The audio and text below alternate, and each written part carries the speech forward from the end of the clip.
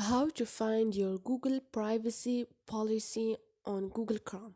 Hi guys, in this video I will show you how to find on your Google Chrome privacy policy. It's so easy and quick, so let's start. First thing, go to your Google Chrome. Now click on those 3 points up there and click on settings. Scroll down until you find About Chrome.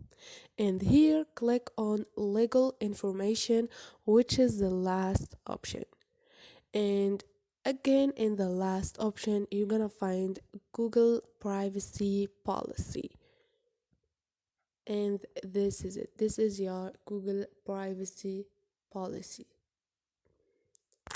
So this is it guys. Hope this video was helpful to you, and if you like the video, don't forget to subscribe and like.